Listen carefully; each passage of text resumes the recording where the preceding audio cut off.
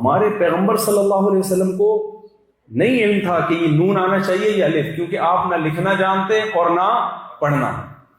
اور اس سے بڑا کمال یہ کہ بھائی کاتب وحی تو جانتے ہیں نا، انہوں نے جو لکھ دیا وہ اب تک چینج نہیں ہوا ہے. تو یہ غلطی، ایسی غلطی کروائی گئی ہے جو دیکھنے میں غلطی ہے، لیکن یہ پیغام دے رہی ہے کہ جو لفظ نبی کے سامنے جیسا لکھ دیا گیا، بعد میں کسی کو اس میں چینجنگ کی اجازت نہیں تھی، اب وہی چلے گا. قرآن نے جگہ جگہ یہ چیلنج کیا، وما تخطہ بیمینک، کہ یہ قرآن جو ہے آپ کے دائیں ہاتھ میں ایک لفظ نہیں لکھا. جس پیغمبر کی زندگی الف اور با کے فرق کے بغیر گزر جائے، تبھی تو جیسے وہی نازل ہوتی تھی نا، بخاری میں ہے نبی صلی اللہ علیہ وسلم فوراً کسی صحابی کو جو لکھنا پڑھنا جانتے ان کو بلاتے تھے. زید ابن ثابت کو بلایا آپ نے، چلو بھائی لکھو.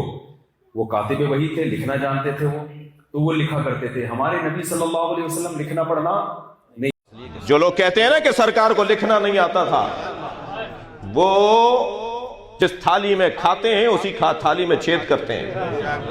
وہ بے وفائی کر رہے ہیں، وہ نمک کو حرام کر رہے ہیں. جو اللہ کا قلم ہو، تم کہتے اسے قلم چلانا نہیں آتا تھا. نون والقلم وما یسطرون، اللہ نے ساری کائنات کو جس کے ذریعے لکھا ہو، اسے لکھنا نہیں آتا تھا، اسے پڑھنا نہیں آتا تھا. جی، جس کی حدیثوں کو پڑھ کر میں اور آپ اگر دانشور اور عالم ہو جائیں تو ہم علامہ فہامہ آیت اللہ مجتہد کہلاتے ہیں، اور وہ سرکار کو پڑھنا نہیں آتا تھا، لکھنا نہیں آتا تھا. یہ ہم پہ کرم کیا، نبی نے قلم ہاتھ میں نہیں لیا. یہ پوری انسانیت پر احسان کیا، سرکار نے قلم ہاتھ میں نہیں لیا. سرکار قلم ہاتھ میں اس لیے نہیں لیتے تھے کہ معاذ اللہ لکھنا نہیں آتا تھا.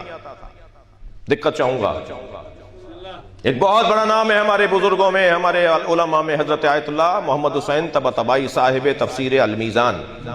بڑی مضبوط تفسیر ہے ان کی، اور یہ واحد تفسیر ہے شیعوں میں کہ جو قرآن کی آیت کی تفسیر قرآن کی آیت سے ہے، جس کا پھر کوئی جواب نہیں ہوتا، کوئی مقابلہ نہیں ہوتا ایسی تفسیروں کا. وہ ہر کچھ مدت کے بعد اپنے بیٹے سے کہتے تھے، بیٹا یہ کچھ کاغذ ہیں، انہیں جا کے کنویں میں پھینکاؤ، اور وہ کنویں میں پھینکاتے تھے. ان کے فرزند کہتے ہیں میں نے 10 دفعہ وہ کاغذ کنویں میں پھینکے. ایک دن ایسے ہی ان کاغذوں کو پھینکنے جا رہا تھا کہ رستے میں مجھے خیال آیا کہ اس کو ذرا دیکھوں تو صحیح اس میں کیا ہے.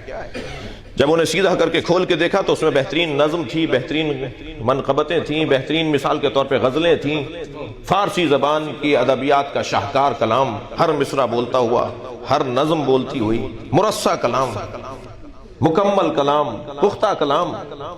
کہنے لگے کہ میں وہ واپس لے آیا. میں نے کہا بھائی یہ آپ نے مجھے کلام دیا تھا کہ میں اسے کنویں میں پھینک دوں، تو یہ تو بہت اچھے کلام ہیں، بڑی اچھی نظمیں ہیں. کہنے لگے تمہیں نہیں پتا، وہ پہلے بھی تو تم نے یہی کام کیا، وہ جو ساری نظمیں پہلے بھی تو پھینک کر آئے ہو.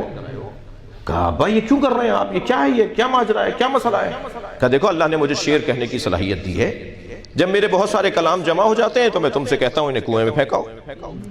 تو میں نے کہا بھائی آپ کیوں پھینکوا رہے ہیں، یہ بعد میں جمع ہوں گے، ہمارے کام آئیں گے. کہنے لگے نہیں میں تفسیر قرآن لکھ رہا ہوں، میں نہیں چاہتا کہ کلام الہی کے ساتھ میرا کلام بھی آئے.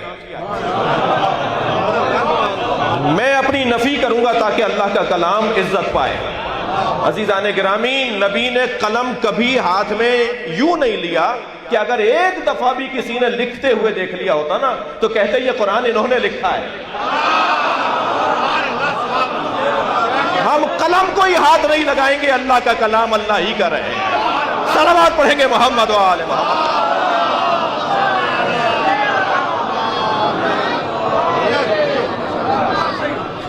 سرکار یہ وہاں سے پڑھ کر آنے والا ہو جسے اللہ نے اپنے علم کا مجسم وجود بنایا ہو. توجہ کر رہے ہیں آپ؟ اللہ اپنے علم کو جب کاغذ پر اتارتا ہے تو اسے قرآن نام دیتا ہے، اور اللہ جب اپنے علم کو پیکر میں ڈھالتا ہے تو اسے محمد نام دیتا ہے. یہ سرکار دو جہاں علم الہی کا مکمل وجود ہے.